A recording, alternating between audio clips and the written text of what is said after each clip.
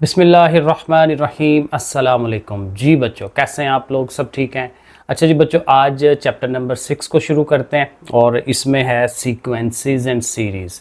इसमें बेसिकली क्या होता है कि हमारे पास कुछ नंबर पैटर्न्स होते हैं, 1 2 3 4, 1 5 9 14 15 एंड सो ऑन। तो इस तरह से एक ना तरतीब लगी होती है नंबर्स की।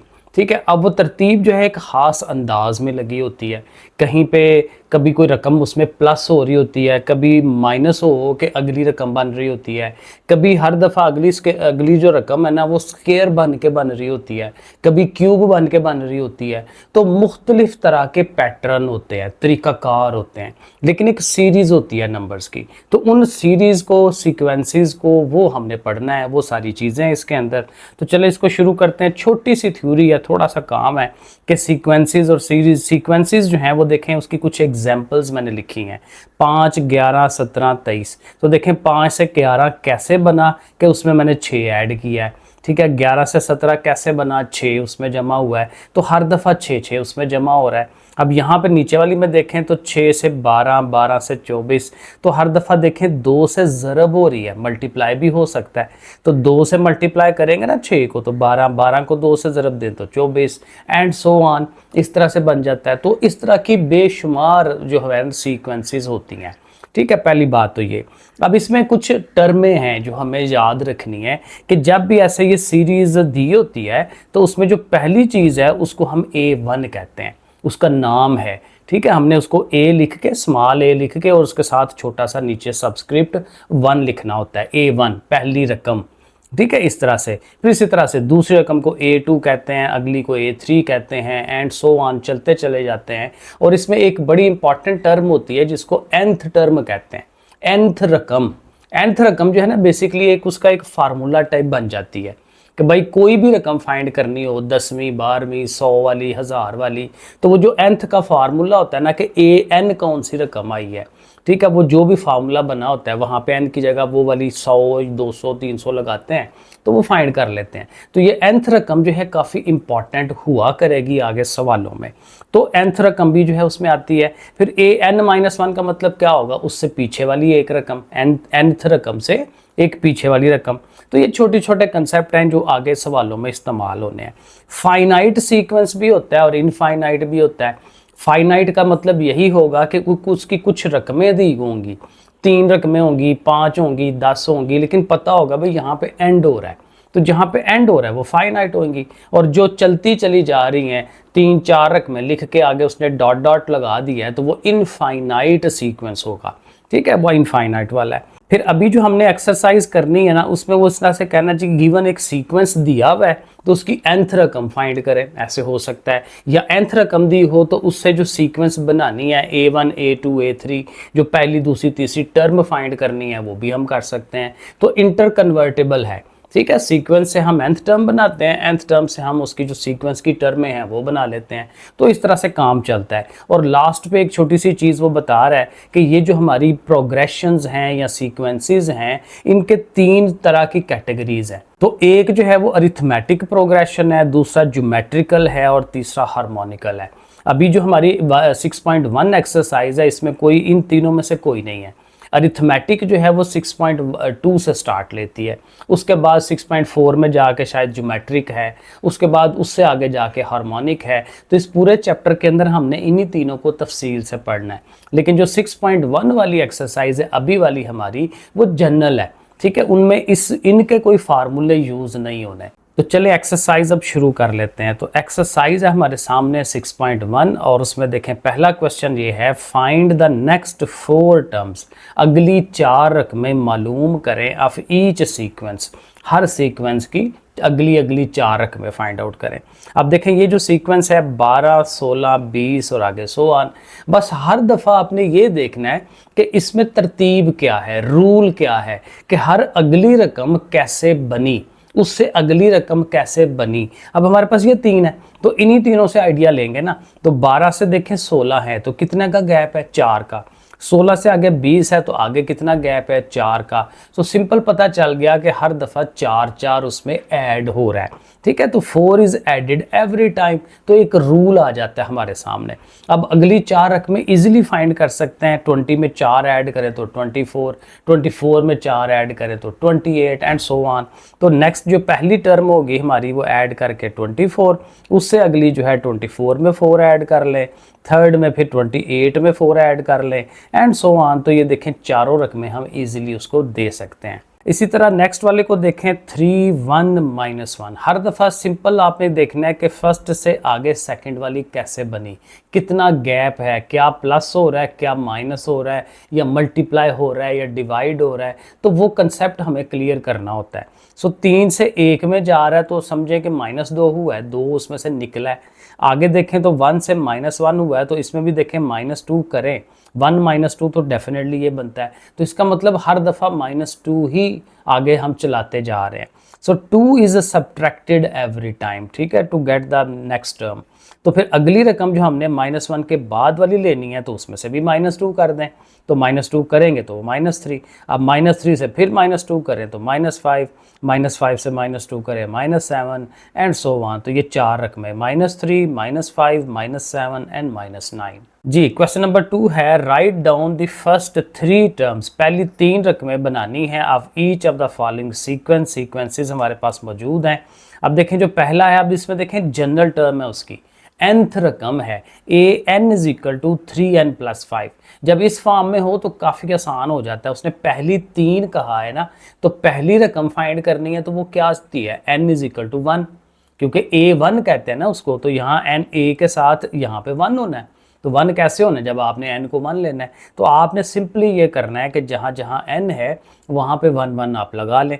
तो इस n की जगह पे भी 1 लिख दिया, इस n की जगह पे भी 1 लिख दिया। सिंपल सा काम है बच्चों वाला। 3 1s are 3 किया, उसमें 5 ऐड किया, आंसर 8 आ गया। अब सेकंड टर्म चाहिए तो n की जगह 2 लगा लें, तो जहाँ जहाँ n है वहाँ वहाँ 2 पुट कर दें।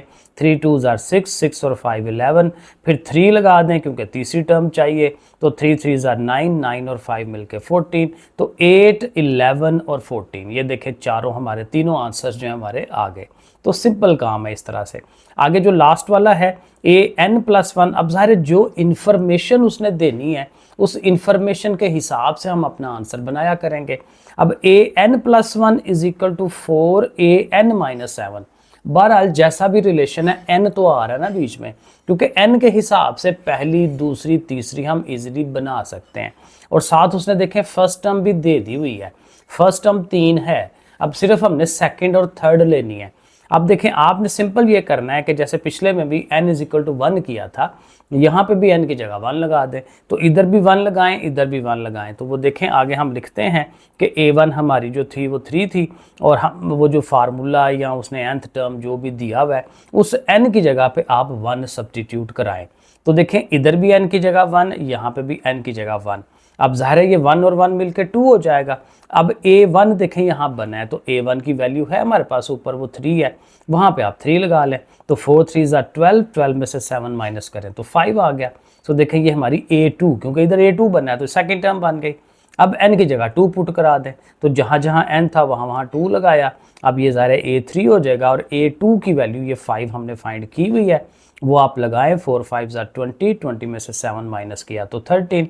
तो पहली a1 जो उसने खुद दी हुई थी वो 3 आ गई, a2 हमने फाइंड किया 5, और a3 हमारी जो है वो 13 आई है। इसी तरह से थर्ड वाला है, वहाँ पे भी an इज इक्वल टू सब कुछ दिया हुआ है, बिल्कुल वही काम करना है। पहले n की जगह 1 1 1 लगा दिया। अब सिंपल हल करना है, 1 - 3 -2 होता है, 1 और 1 2, 2 2s are 4, ये फर्स्ट टर्म आ गई। If n is equal to 2 लगाएंगे तो 2 2 करने से भी देखें जो भी कैलकुलेशन बनती है, बड़ा सिंपल सा काम है, कैलकुलेटर भी साथ यूज़ कर लें। n इज इक्वल टू 3 3 लगाएं, 3 - 3 करने से उसने 0 हो जाना है, तो थर्ड टर्म हमारी 0 आ जानी है। तो पहली टर्म हमारी -4 आई, सेकंड -3 आई, और आगे से 0 आ गई।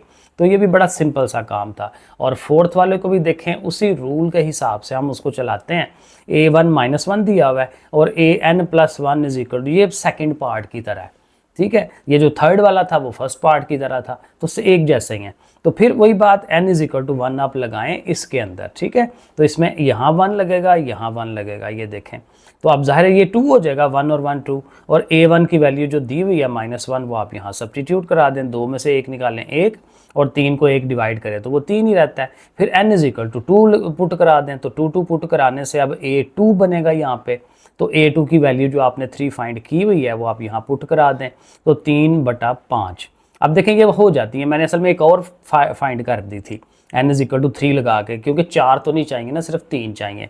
तो एक टर्म तो उसने पहले दी हुई है ना -1, तो दूसरी हमने 3 निकाली है, तीसरी हमने 3/5 निकाली है। तो ये करने की ज़रूरत नहीं है, बस ठीक है, ये 3 आंसर इनफ है जी। 5 वाले पार्ट पे चलते हैं। उसी तरह से an is equal to something दिया हुआ है, n की जगह 1 लगाना है, इधर भी 1 और यहाँ पे भी 1, तो 1 और 1, तो 8 है, 3 और 1 मिलके 4 होगा, 4 20 को डिवाइड करेगा 5 बनेगा, 8 - 5 3 बन जाएगा।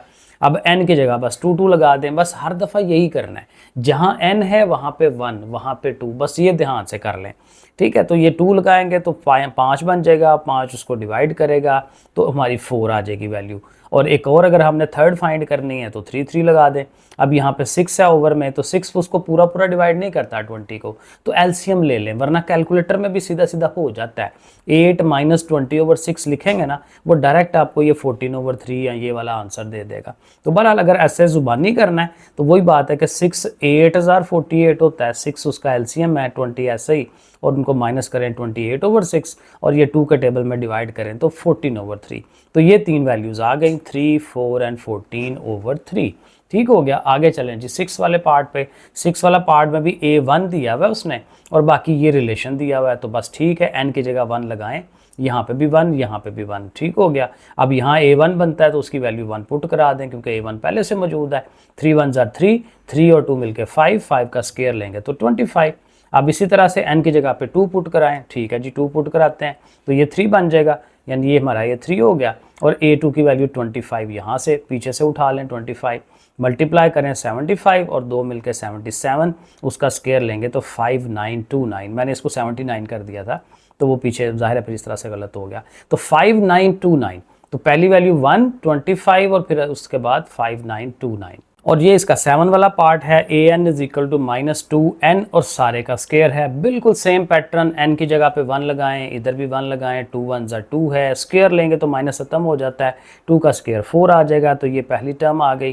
फिर 2 2 लगाएं, ठीक है, बिल्कुल सिंपल सा काम है, 16 बनेगा। फिर 3 3 लगाएं, 2 3 6, उसका स्क्वायर लिया 36, तो ये तीनों वैल्यूज़ हमें मिल गई। ठीक हो गया। आगे 7 वाले में चलें।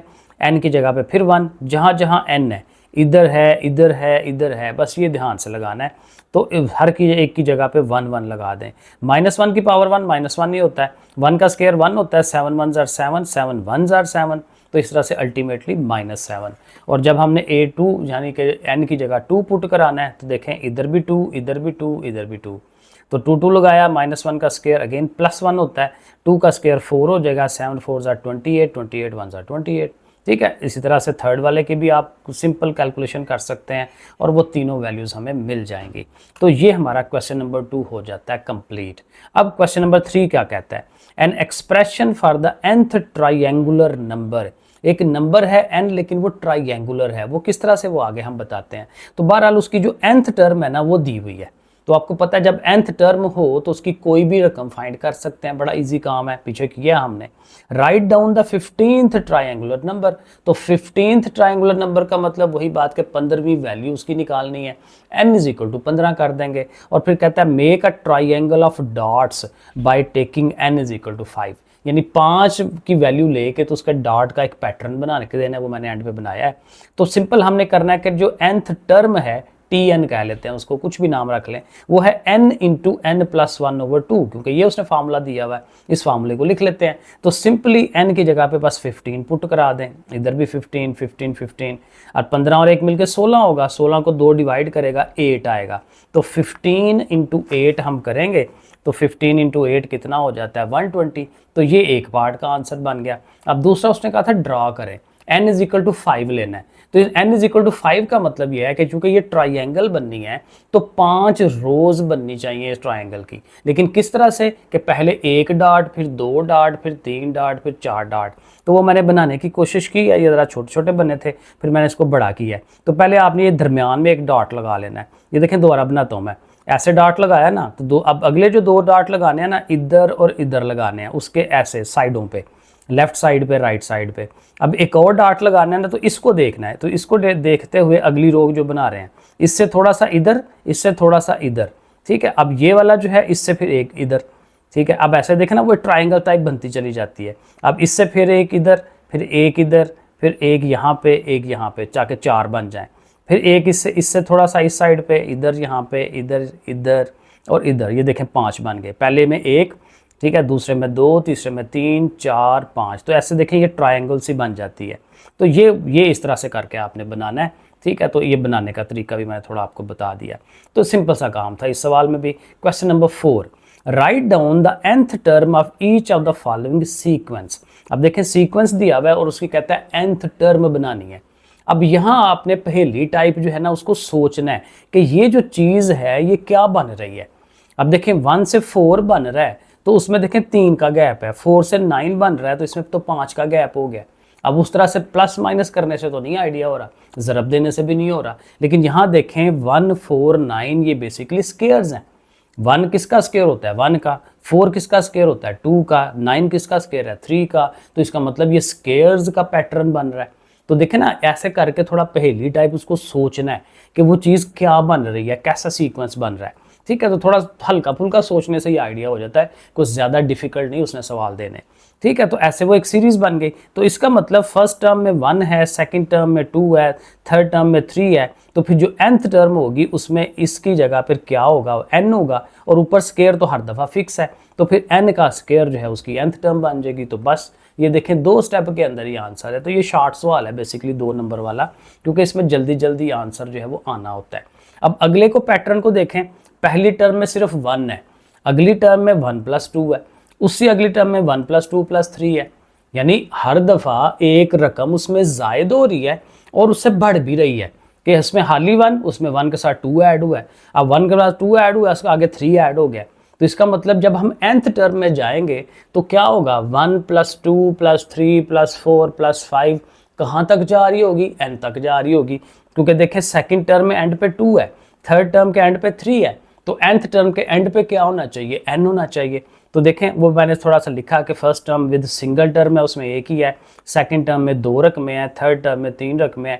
थोड़ा सा लिख लें ताकि एक हल्का सा आइडिया उसको दे दें कि हमें समझ आई है कि ये कैसे हुआ है। तो फिर nth टर्म में क्या होगा? 1 + 2 + 3 + 4 अप टू कहाँ तक जाएगी? n तक, क्योंकि प्लस प्लस आने हैं, क्योंकि इसमें भी प्लस प्लस हैं।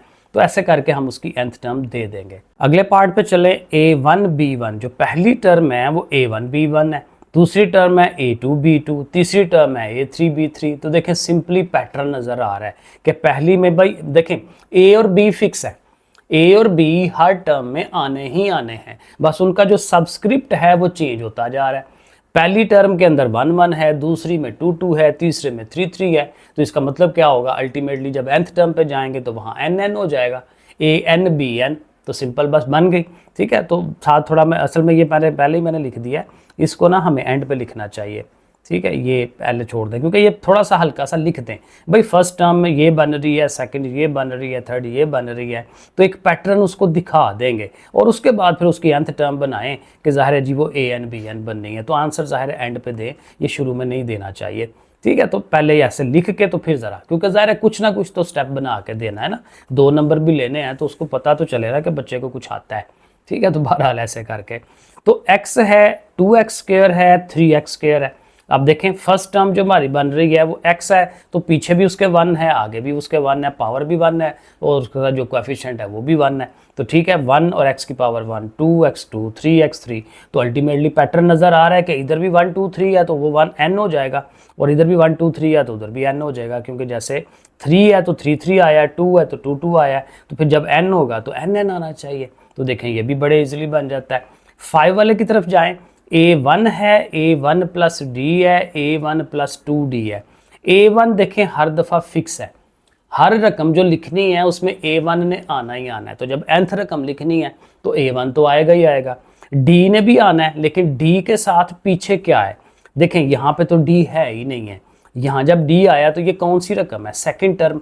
सेकंड टर्म में D के साथ यहाँ देखें 1 है, और थर्ड रकम के अंदर D के साथ 2 लिखा हुआ है, तीसरी में 2 लिखा हुआ है, तो एक पीछे है उससे, ठीक है ना, एक उससे पीछे है, क्योंकि यहाँ सेकंड टर्म में 1 है, एक पीछे, थर्ड टर्म में 2 है, एक पीछे। तो इसका मतलब जब nth रकम लिखेंगे तो nth रकम में यहाँ लिखा जाएगा n-1, एक उससे कम लिखा जाएगा, ठीक है। तो हम लिखेंगे nth टर्म लिखेंगे तो A1 प्लस n-1D। असल में ना ये फार्मूला है जो आगे हमारी 6.2 में यूज़ होना है। तो बहरहाल आगे चलते हैं, ये असल में अरिथमेटिक जो सीरीज़ होती है ना उनका फार्मूला है ये।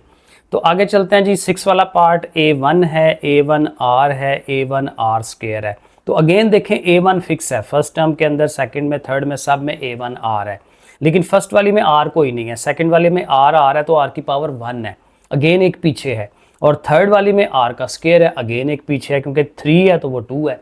तो एक पीछे का मतलब फिर वही होगा कि R की पावर चेंज तो हो रही है लेकिन एक पीछे रह रही है n से, तो n-1 लिखा जाएगा। तो A1 एज इट इज़ और R की पावर n-1। अब ये ज्योमेट्रिक वाले का फार्मूला है, ज्योमेट्रिक शायद 6.4 में आता है, वहाँ पे ये फार्मूला हमने यूज़ करना है बार बार। आगे 7 वाला पार्ट देखें, A1 over B1 C1, A2 B2 C2। ये तो बड़ा सिंपल है कि फर्स्ट रकम में इनके साथ देखें सब्सक्रिप्ट्स में 1 है, सेकंड में 2 है, पीछे भी साथ 2 लगा हुआ है, थर्ड में 3 है। तो जब nth लिखेंगे तो हर एक की जगह पे आपने n लिख देना है। तो nth टर्म जो है n इंटू ज़ाहिर है कि वो सारे का सारा, ठीक है, बिल्कुल सिंपल काम। और ये हमारा लास्ट वाला पार्ट है 1 over A1, 1 over A1 plus D, 1 over A1 plus 2D। तो इस तरह का हमने पीछे किया है, लेकिन बस ये हुआ है कि ये ओवर में चला गया। फिर वही बात कि A1 सबके साथ फिक्स है, जब nth टर्म लिखनी है तो A1 तो लिखना ही लिखना है। और फिर वही बात कि D के साथ जो पीछे कोएफिशिएंट आ रहा है वो उतनवी रकम से एक पीछे है, थर्ड रकम में 2 है, ठीक है, सेकंड रकम में यहाँ 1 है। तो फिर जब nth अमाउंट होएगी तो वहाँ पे n-1 आ जाएगा, तो बस 1 ओवर A1 प्लस n-1D। तो ये हमारी पहली एक्सरसाइज थी, बड़ी सिंपल सी, जल्दी होने वाली, इसको कर लेते यार। इसमें से शॉर्ट क्वेश्चन आने के बहुत ज़्यादा चांसेस होंगे। ओके फिर बच्चों, अल्लाह हाफिज़।